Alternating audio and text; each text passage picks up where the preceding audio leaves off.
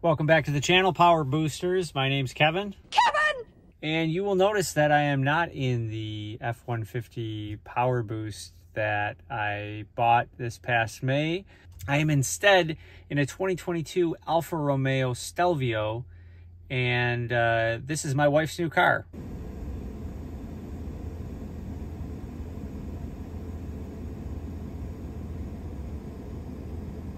So I didn't get rid of the Power Boost. I promise you there's more videos coming on that. However, I figured since I had access to another fun car, and this car is very fun. Oh, I like that. I would do some videos on this one as well too. I honestly think that this is literally one of the best car deals you can get right now in this climate. We're in July of 2022. Now is the winter of our discontent.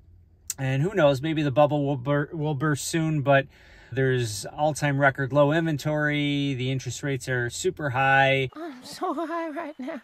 To finance a vehicle, and there's just a slim pickings to be had. But I think this is one of the diamonds in the rough in terms of deals that are out there right now. For example, you can get, we got 7.5% off of MSRP, and then we're able to finance it for 60 months with just 0.9%. That's right, 0.9%. We pre-pandemic had always gone after 0% financing deals, and you know, if it made sense, and also getting some off of a little bit off of MSRP. So this car deal kind of felt like the old times prior to the pandemic, where we were able to feel like we won. Now, this car is not perfect. We knew that. We looked at an Audi Q5 and a Q3, but a lot of the safety features were being omitted from those right now based on parts shortages and whatnot. And we just thought that, you know, we're not going to pay the amount that they want us to pay, because they want you to pay pretty much close to MSRP for any Audi right now. They might give you a little bit off, 500, 1,000 off, but, you know, it's chump change compared to what we got off on this one. And then in addition to that, the interest rates were not very favorable. The best rate that we could do with them is 2.49, and you know, that's not great at all. I wouldn't consider that an awesome deal to have to pay all that interest, because we always finance our cars for 5 years. We put some money down and we trade a car, and if we can, and we like to have a little bit of positive equity almost immediately in the car. So if, for heaven forbid, we needed to get out of that car really quickly, we could sell it. Anyway, it is hot as hell right now. I turned off the car because I didn't want the air to be running while I was recording this, so that you didn't hear the fan blowing. But let's go outside. We'll take a look at the exterior real quick, and then I'll come back inside. I'm going to turn the air conditioning on, and then we'll talk about the car a little bit more on the inside. Okay, so sorry if there's any wind noise, but here it is, 2022 Alfa Romeo Stelvio in iodized blue, I believe is the name of the color. It's an upcharged metallic paint. This is a Sprint model, so the Sprint model is theoretically their entry-level one. However, they all share the same engine unless you get the Quadrifoglio, which is the big boy engine, and you got to pay like 80 grand for that one. But they all have a pretty significant base engine, which is about 278 horsepower and just over 300 pound-feet of torque. I'm sure you've seen some of these on the road. The front grille is either love it or hate it type thing. I think it's pretty cool. I'm Italian myself, so this is an Italian branded Italian car, so I think by nature I have to be on board. Once you enter this family, there's no getting out. I'm not a huge fan of these circular rims, but I think they look nice on this car. This is one of the upgrades to this. So when you start with the Sprint, you usually get 18-inch run flats. However, these come equipped with the 19-inch, the same that you would get on the TI as standard, and their regular all-season tires. Another thing that was upgraded was in the back here, and I'll open this up, see if this will open up for me. Oh, these are the mats here. They gave us some winter mats, but you can see this is equipped with that extra, not a full-size spare, but a spare tire instead of the run flat situation that you would get normally as base. You're still getting the buttons up here. This is an automatic up-down tailgate, and it will also operate if you kick your feet underneath the bumper there. I really super love these blacked out exhaust tips. Now it's, you know, the surround is not the actual exhaust tip. You can see the actual exhaust tip in there, but it's still nice. It gives the tail end a nice muscular look. It gives it a little bit of a, you know, in my opinion, a little bit of a Porsche look, which I kind of like. This color is really nice. It was not my wife's preferred color. She wanted a black or a white, but this was the only Sprint that they had on the lot. And admittedly, you know, when it comes down to it, they had a couple TIs that were a few grand more, but we were already kind of stretching what we wanted to spend.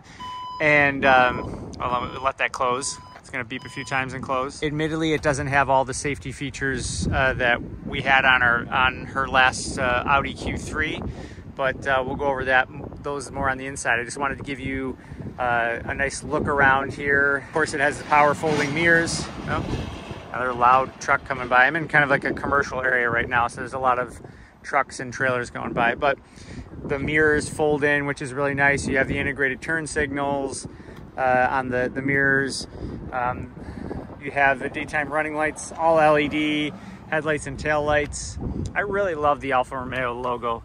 It's just such a cool logo. It's just like so classy. I'm sure those signify something. I don't know the story. If you know the story, put that in the comments. It's just a fun car to drive. We'll do a little interior review, and then we'll take it out on the road and do a quick run around. It is just like literally one of my favorite cars I've ever driven. It just feels like you're just driving this precise instrument, and it's just so much fun to drive. So we'll see you on the inside. Okay, so here we are in the back seat. The back seat is not the most spacey spot, but to us that doesn't really matter. We don't have kids, nor do we rarely have backseat passengers. Maybe occasionally we'll drive my wife's parents around a little bit, but they can definitely easily fit back here. I'm 6 foot, and you can see the driving position that the seat is in right here is pretty much where I would have it. You know, I've got enough leg room back here. I don't drive really super close to the steering wheel, so this isn't like, you know, a granny driving position. Hello! By any means, but you know, if another 6 foot person's sitting behind a 6 foot person here, you could do a long road trip here easily. It's just compared to the competition, if you were in an Audi or a BMW, you're going to get more backseat space. Seems to be enough headroom, but you're probably also lacking a little bit there. So if you got someone that's a little bit taller, I have a brother that's a few inches taller than me. That's a huge bitch. And he might be a little grumbly if he was in the back seat for a while. So we'd have to put him up front. But other than that, it's really nice back here, comfortable. One of the standard features, even on this base model, is you get down here with the vents here, you get heated outboard seats and a couple of just standard USB chargers, not the USB-Cs, but heated seats on a base model. That's pretty impressive. Even up front, you get the heated seats and the heated steering wheel as standard. So right there, I think we're getting some pretty incredible value compared to some of the other competitors at their base level, where they kind of nickel and dime you and make you do things, you know, obviously a la carte. While we're back here, we might as well kind of pan up a little bit and look at this panoramic sunroof that kind of comes all the way back here, which is really, really nice. The actual glass doesn't open super far, but it opens far enough for, you know, for all our needs. And, you know, if you have someone back here and it's a nice winter day and you want to add a little light into the cabin, which will actually make it a little bit warmer. Right now it's acting like a greenhouse, and because the car is, the AC is not on, I am sweating my butt off. All for the sake of the video, guys. This is stuff you know, when I started this channel, I really wanted to do things like this, be able to bring you cool insights on, you know, and I'm not an expert by any means, but, you know, as someone who's owned a lot of cars, you know, I kind of know what I like, I know what I don't like, and I know what to look for, and I know what I can tolerate. For example, this infotainment center, if I were to pick one thing that was a huge negative, is probably just it's, you know, the infotainment center or the infotainment system is kind of crappy compared to other ones I'm in. It's completely serviceable. We will be more than happy to work with it. It's a wired Apple CarPlay system, so it's not the wireless Apple CarPlay, unfortunately. That's the one drawback. I don't understand in these days a car that has a wireless charger, which this one does, and I'll show you more of that when I'm in the front seat, but doesn't have wireless Apple CarPlay. It's like you need a cord anyway to do one or the other, so you might as well not have, you know, if you don't have them both, you might as well not have one of the other. All right, let's go up front and we'll talk a little bit more about the rest of the features. All right, so we're up front. You can see here you get driver seat memory, obviously the power mirrors with the blind spot monitoring there. So that's a standard feature. I think in years past that wasn't a standard feature on these base level Stelvios, but it is a standard feature now. It comes standard with adaptive cruise control. However, this doesn't have the Advanced Safety 2. I think it's the next level up, which is a package that you have to add to higher trims. You can't add that package to the Sprint trim. You can only add it to the TI trim, and that's the one thing that I would have liked to have had. I don't care so much about not having the sport seats, because this doesn't have the sport seats. These are really comfortable and very nice. The sport seats look amazing. I don't like the red interior. I just think that looks a little too gaudy. Ew, that's gross! But the black interior is really nice in the sport seats, and they have the thigh extenders. But like I said, these seats are very comfortable, and they're actually kind of similar to the Audi Q3 seats. Steering wheel is really nice. Once again, I really love this logo. It's super cool, and it's also on the back of the key here. The key is a little bit big, but it's a nice key. You have the automatic or the remote start here, and you can release the trunk. And there's an app as well too, but so far the app sucks. You suck, you jackass. It doesn't really work really well. It'll lock the car, but it won't fold in the mirrors. Like the key fob, when you press lock, it'll fold in the mirrors and lock the car. But the app is not doing it. It's very glitchy. No big deal. For the most part, we'll use a key. These paddle shifters we'll never use. Apparently, they're standard on the Sprint, but on the TI, they're not there. I think you have to add them on the TI, which is weird. I know how to drive a manual transmission car. I had one when I was in college, but I think that these, I don't know, we don't race our cars or anything like that. We have fun in it, even regardless of that, with just the automatic transmission. It's fast and fun enough for us not to worry about that. But I can understand how some enthusiasts, this is like a make or break, and these are made from aluminum instead of plastic, so, and they're big. So that's a good feature that I've seen other people talk about. Like a lot of the, I think the Ferraris, this has the start-stop button on the actual steering wheel, which is kind of fun and sporty. And that's really what this car is, sporty. So when you buy this car, you're buying it because it's freaking fun to drive. It's so fun to drive. And honestly, I think we would have never have probably bought this car if it wasn't for the times that we're in, and you know, us feeling like we always want to get a deal. And who knows, the resale value on these are not very great. So even with the deal we got, it's probably still a somewhat bad investment. But we have fun with our cars. We like to buy fun cars. I struggle with this mostly because I really love technology, and I think that technology is lacking a little bit in this car, especially the infotainment being a little laggy. But like I said, it's completely serviceable, you know, and I was willing to overlook that, and mostly my wife as well too, because this is the car that she's going to be driving. I'll still be driving the Power Boost. Was willing to overlook that, because get in one of these cars and tell me you are not going to enjoy driving this every day. I'm going to be looking for opportunities to borrow this car from my wife. I'm going to do more videos on this as well too, more long-term videos. But I'm going to be looking for opportunities to drive this a lot. So just a couple more things, and then we'll go on a quick drive.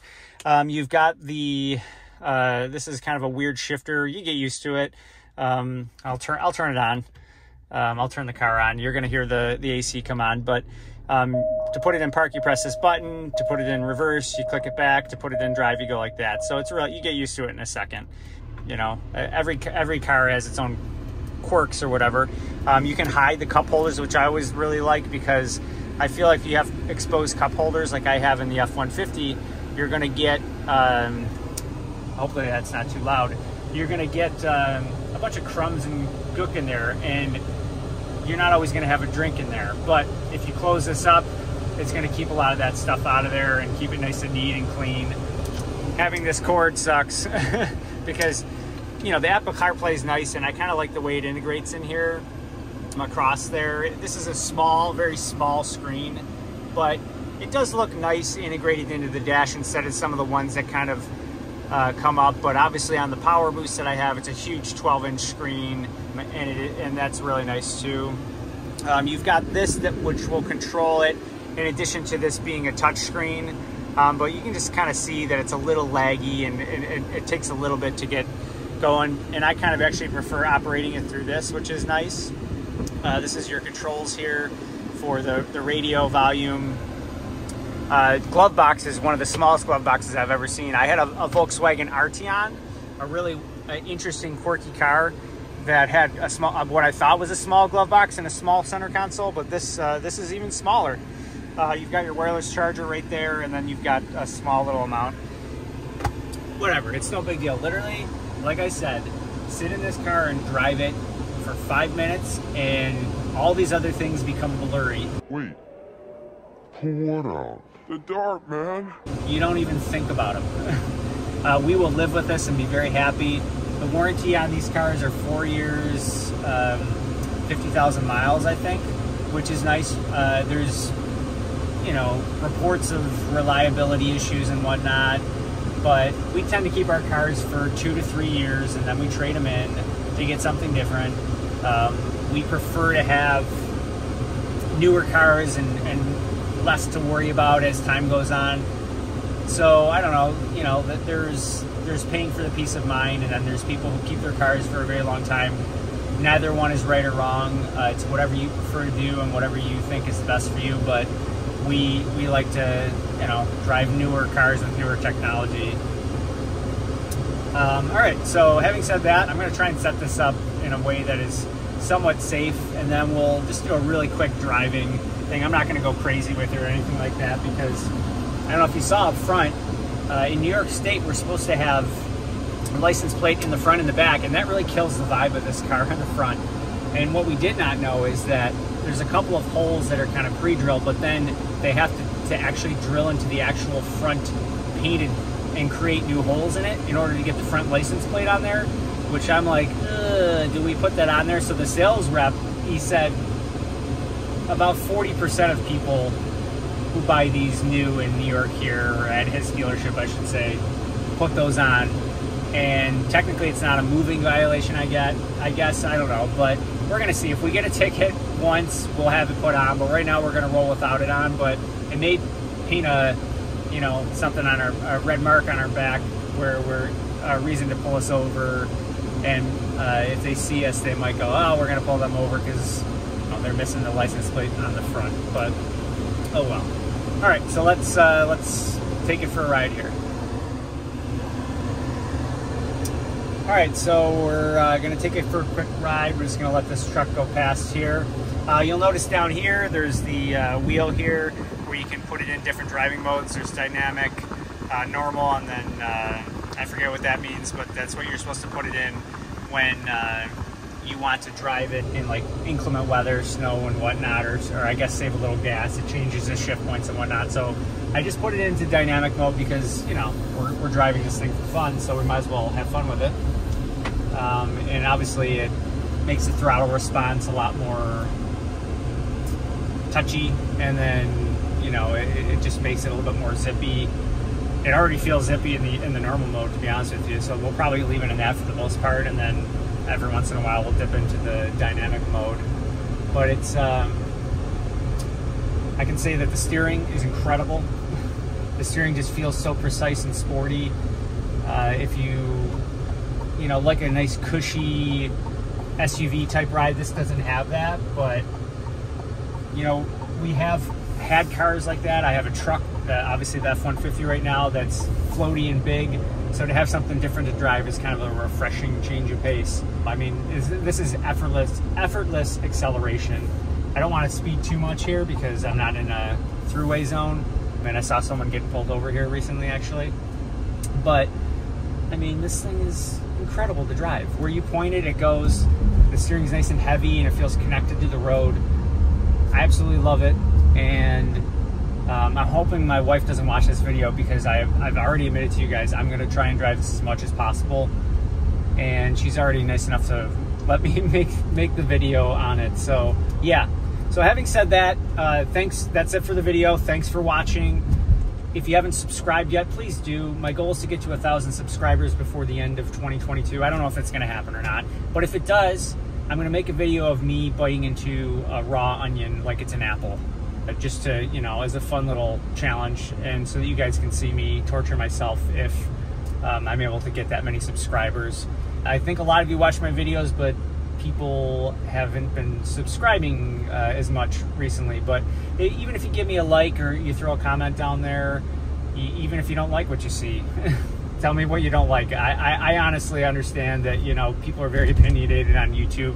I've already seen opinionated comments come through, so it's not anything that's gonna, you know, hurt my feelings or anything like that. So say what you got to say.